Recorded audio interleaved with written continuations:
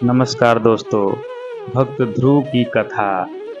एक बार की बात है, राजा उत्तानपाद थे और उनकी दो रानियां थी। एक रानी का नाम सुनीति और दूसरी रानी का नाम सुरुचि था। सुनीति बड़ी रानी और सुरुचि छोटी रानी थी।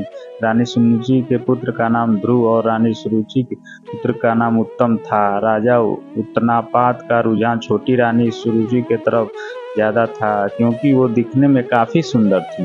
लेकिन रानी सुरुचि अपनी सुंदरता पर काफी घमंड करती थी। वहीं बड़ी रानी सुनीति का स्वभाव सुरुचि से बिल्कुल अलग था। रानी सुनीति काफी शांत और समझदार स्वभाव की थी। राजा का सुरुचि के तरफ अधिक प्रेम देखते हुए रानी सुनीति दुखी रहती थी। इसलिए वह अपना ज्यादा से वक्त भगवान की पूजा अर्चना करते हुए बिताती थी। एक दिन सुनीति के पुत्र ध्रुव अचानक अपने पिता राजा उत्तानपाद के गोद में जाकर बैठ गए।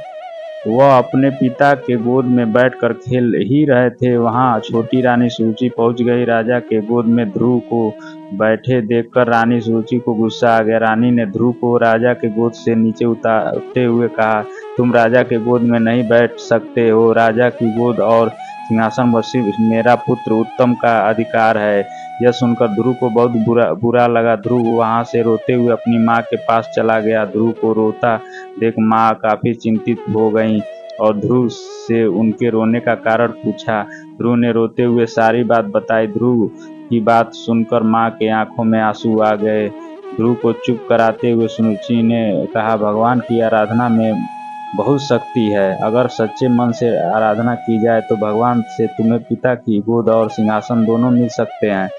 माँ की बात सुनकर ध्रुव ने निर्णय कर लिया, वह सच्चे मन से भगवान की आराधना करेंगे। ध्रुव अपने महल के भगवान की प्रार्थना करने जंगलों की तरफ निकल पड़े। उन्हें रास्ते में ऋषि नारद मिले। छोटे से ध्रुव को जंगल की तरफ जाता देख नारद ने उन्हें रोका। नारद ने उनसे पूछा, तुम जंगल की तरफ क्यों जा रहे हो? ध्रुव ने उन्हें बताया कि वे भगवान का ध्यान करने जा रहे हैं। ध्रुव की बात सुनकर नारद ने उन्हें समझाकर राजमहल वापस भेजने की कोशिश की, लेकिन ध्रुव ने उनकी एक न सुनी। ध्रुव ने निर्णय के कारण नारद ने ध्रुव को ओम नमो भगवते वासुदेव मंत्र का जाप करने को कहा। इसके बाद ध्रुव जंगल में जाकर इस मंत्र का जाप करने लगे। उधर नारद ने महाराज उत्तानपाद को ध्रुव के बारे में बताया। बेटे के बारे में सुनकर महाराज का मन चिंतित हो गया।